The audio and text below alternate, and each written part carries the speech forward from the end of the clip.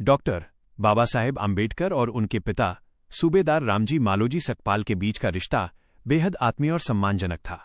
उनकी आखिरी मुलाकात का प्रसंग अत्यंत हृदयस्पर्शी और आंखों में आंसू लाने वाला है। जनवरी 1913 में बाबा साहेब के बड़े भाई आनंदराव का निधन हो गया था।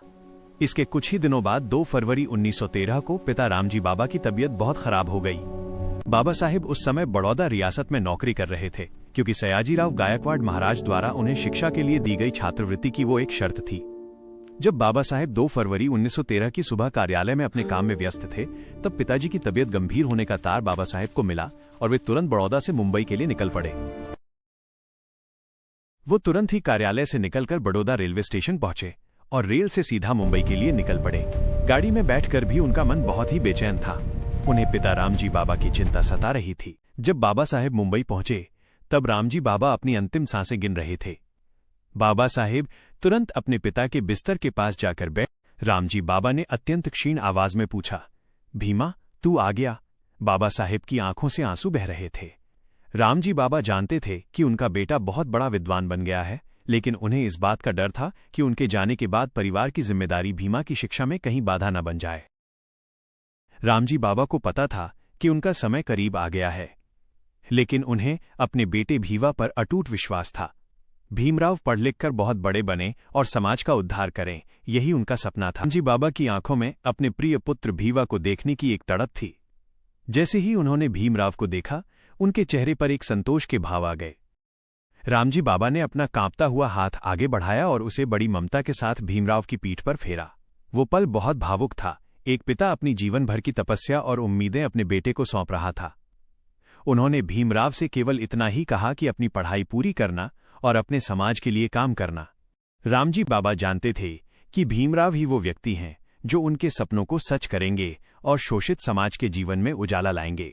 पिता का वो स्पर्श बाबा साहेब के लिए केवल आशीर्वाद नहीं, बल्कि एक जिम्मेदारी और प्रेरणा बन गया। उसी दिन 2 फरवरी 1913 को रामजी बाबा ने इस दुनिया से विदा ली। रामजी बाबा ने बाबा साहेब को हिदायत दी थी कि चाहे कुछ भी हो जाए, अपनी शिक्षा रुकने मत देना। पिता ने उन्हें ये संदेश दिया था कि मेरे निधन के बाद दुख मनाते बैठने के बजाय तुम अपने लक्ष्य पर ध्यान देना। पिता के निधन के बाद बाबा साहेब जैसे पूरी तरह टूट से गए थे। वे दिन दिन भर घर में बैठकर पिता की यादों में खोए रहते और उन्हीं के बारे में सोचते रहते थे। रामजी बाबा केवल उनके पिता नहीं, बल्कि उनके मार्गदर्शक और सबसे बड़े समर्थक थे। उनकी कमी बाबा साहेब को हर पल खल रही थी।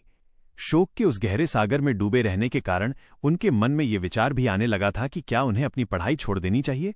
लेकिन फिर उन्हें अपने पिता के वे शब्द याद आते, भीवा, तुझे रुकना नहीं है। पिता के निधन के इस शोकपूर्ण समय में माता रमाई ने बाबा साहेब को बहुत ही धैर्य और साहस के साथ संभाला। जब बाबा साहेब घर में शांत और उदास बैठे रहते, तब माता रमाई उनके पास आती और उन्हें उनके पिता के सपनों की याद दिलाती। वे उनसे कहती, साहब, रामजी बाबा ने अपनी आखिरी सांस तक बस यही चाहा था कि आप खूब पढ़ें और नाम रोशन करें।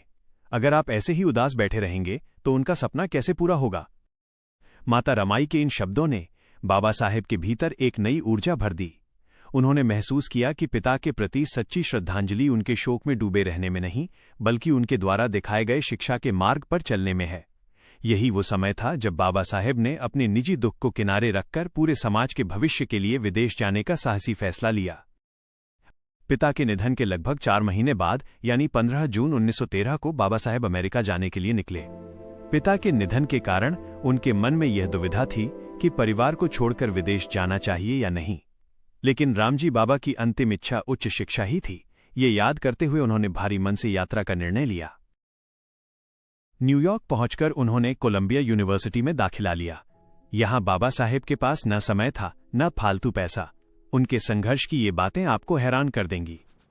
18 घंटे की पढ़ाई। बाबा साहेब लाइब्रेरी खुलने से पहले वहां पहुंच जाते और बंद होने पर ही निकलते थे। वे अक्सर लाइब्रेरी के कर्मचारियों से भी पहले पहुंच जाते थे। सादा भोजन। पैसे बचाने के लिए वे दिन भर में अक्सर सिर्फ 1 कप चाय और 1 पाव ब्रेड खाकर गुजारा करते थे। कभी कभी तो वे दोपहर का खाना भी छोड़ देते थे ताकि उस पैसे से किताबें खरीद सकें।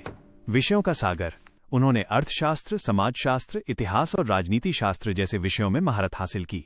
जहां अन्य छात्र एक डिग्री के लिए संघर्ष करते थे, वहां बाबा साहेब ने कम समय में कई शोध पत्र, रिसर्च पेपर्स तैयार किए। कड़ी मेहनत रंग लाई। उन्होंने कोलंबिया विश्वविद्यालय से एमए किया और फिर पीएचडी की उपाधि प्राप्त की। उनकी शोध का विषय था the national dividend of India, a historic and analytical study. एक समाज जिसे पढ़ने का अधिकार नहीं था, उसी समाज के एक बेटे ने दुनिया की सबसे बड़ी यूनिवर्सिटी से डॉक्टर ऑफ फिलॉसफी की डिग्री हासिल की। ये वाकई एक गौरवशाली क्षण था। इस उपलब्धि के कुछ और खास पहलू भारत में अछूत समझे जाने वाले वर्ग के लिए। जब बाबा साहेब अपनी पीएचडी की डिग्री हाथ में थामे थे, उनके चेहरे पर एक अलग ही सुकून था। यह सिर्फ एक डिग्री नहीं थी, बल्कि उस वादे की जीत थी जो उन्होंने 2 फरवरी 1913 को अपने पिता रामजी बाबा के हाथ पर हाथ रखकर किया था। ऐसे ही और भी प्रेरणादायक और ऐतिहासिक वीडियो देखने के लिए हमारे चैनल को सब्सक्राइब करें और बेल आइकन दबाना न भूलें, ताकि आप हमारी अगली कहानी मिस न करें।